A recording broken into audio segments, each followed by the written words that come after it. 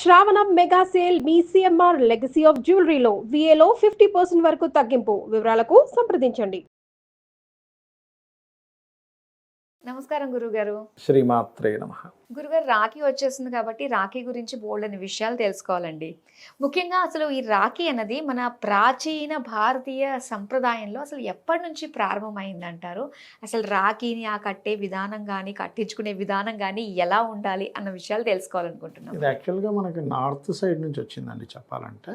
But ఏదో దానికంటే particular date ఏమీ లేదు, చాలా పురాతన నుంచి వస్తుంది. అయితే దీనికి జ్యోతిష్శాస్త్రరీత్యా రాఖీ వల్ల కలిగే ప్రయోజనాలు ఏమిటి, అసలు రాఖీ ఏ సమయంలో, ఆ రోజు రాఖీ పౌర్ణమి రోజు ఏ సమయంలో కట్టించుకుంటే మంచిది, అసలు ఎందుకు కట్టించుకుంటారు అనే దానికి ఒక సిస్టమ్ అనేటువంటిది ఒకటి ఉంది. అది ఎలా అంటే, మనకి జ్యోతిష్శాస్త్రంలో 12 భావములు అంటారు. లగ్నం నుంచి 12 భావాలు. అందులో లగ్నం అంటే శిరస్థానము, 2 అంటే ముఖము, 3 అంటే భుజాలు చేతులు, 4, 5, 6 ఇలాగా పాదాల వరకు 12 స్థానాలు చెప్తారు. దీనికి ప్రత్యేకంగా కొన్ని పోర్ట్ఫోలియోస్ ఉంటాయి.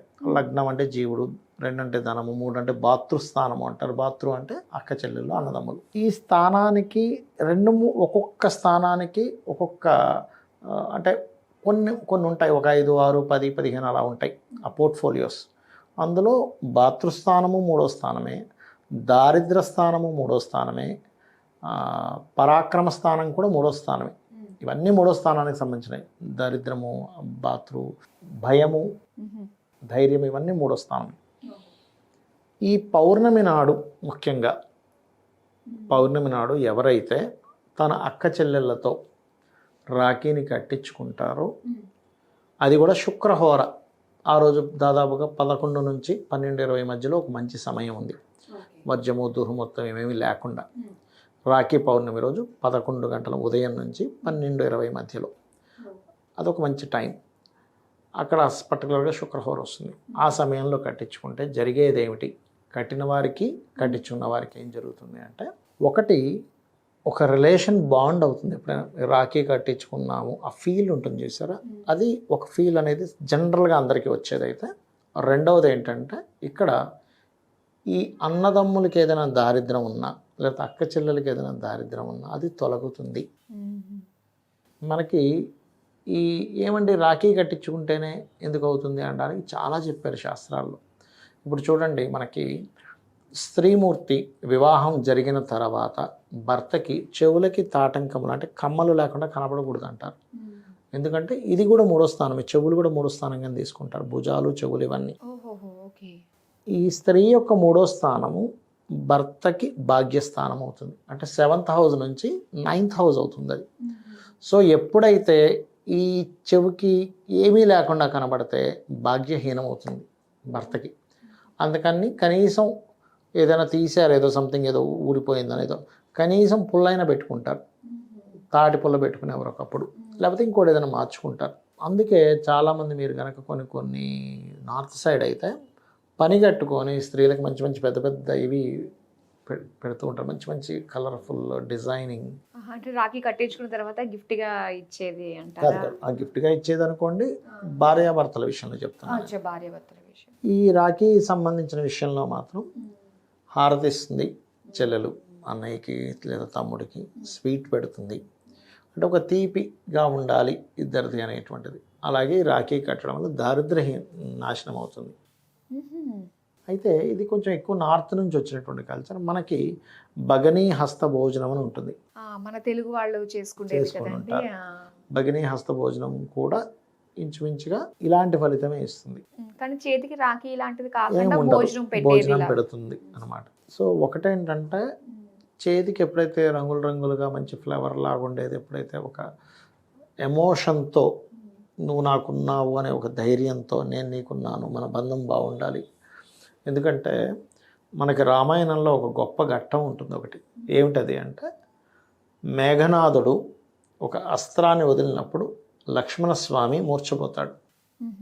అంటే ఆల్మోస్ట్ ఇంకా చలనం లేకుండా పట్టుకుంటాడు. అప్పుడు శ్రీరామచంద్రమూర్తి కళ్ళ నీళ్ళు పెట్టుకొని ఒక మాట అంటాడు, భార్య చనిపోతే ఇంకొక వివాహం చేసుకోవచ్చు, పిల్లలు చనిపోతే మళ్ళీ నేను సంతానాన్ని పొందవచ్చు, స్నేహితుడు పోతే మళ్ళీ ఏదో రకంగా చేసి ఇంకొకరిని నేను స్నేహితుడిగా చేసుకోవచ్చు. ఇలా అన్ని రిలేషన్స్ని నేను ఏదో రకంగా నేను మళ్ళీ బిల్డ్ చేసుకోగలను.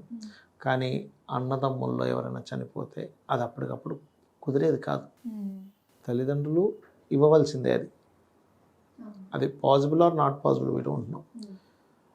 కాబట్టి బాతృ అంటే అన్నదమ్ములు అనమాట.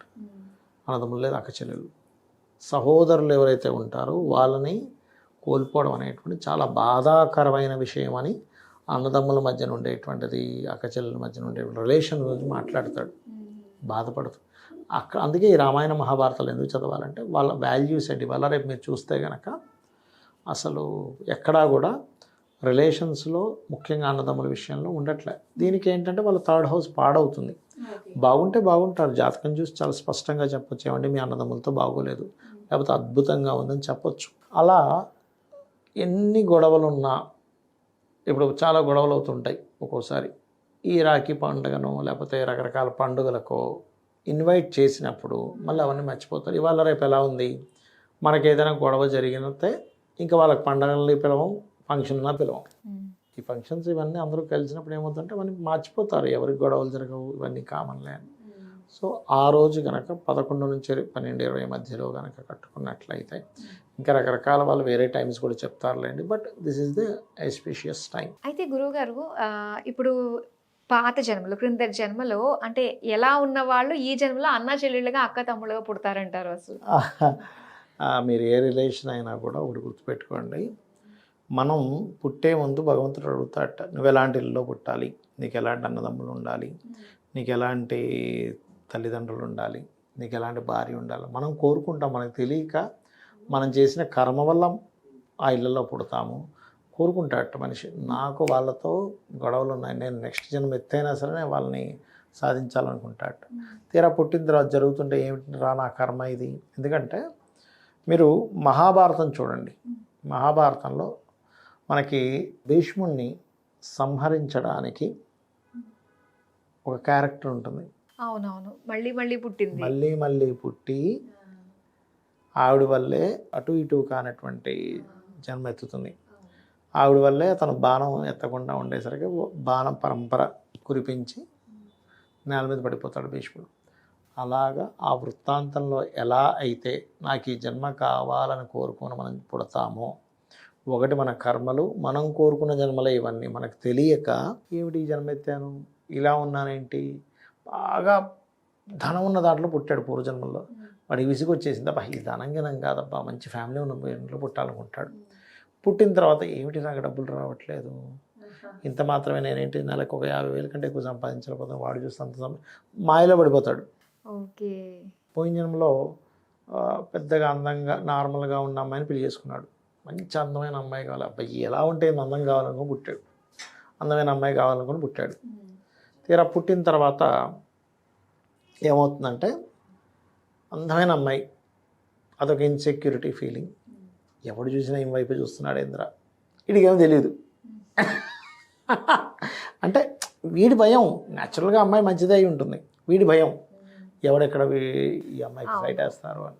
పోయిన జన్మలో మొత్తం పుత్తులే పుట్టారు అనుకుంటాడు మాటికి, నాకు అమ్మాయి పుడితే బాగున్నా, అమ్మాయిలు ఉంటే బాగున్నా. ఈ జన్మలో అమ్మాయిలు పుడతారు అంటే మనం పోయిన జన్మలో కోరేసుకున్నాం. ఇది ఇక్కడ మళ్ళీ బాధపడుతూ ఉంటాడు, ఒక అబ్బాయి పుడితే బాగుండరా, ఏంటి 4 అమ్మాయిలు పుట్టారు అని.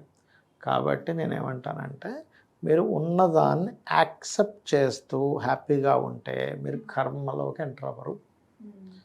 మీరు యాక్సెప్ట్ చేయకుండా ఏదో లేదని మీరు బాధపడుతుంటారు, దాన్ని మళ్ళీ పొందుతారు, అది మీరు అక్కడ యాక్సెప్ట్ చేయరు, ఇలా అవుతూ ఉంటారు.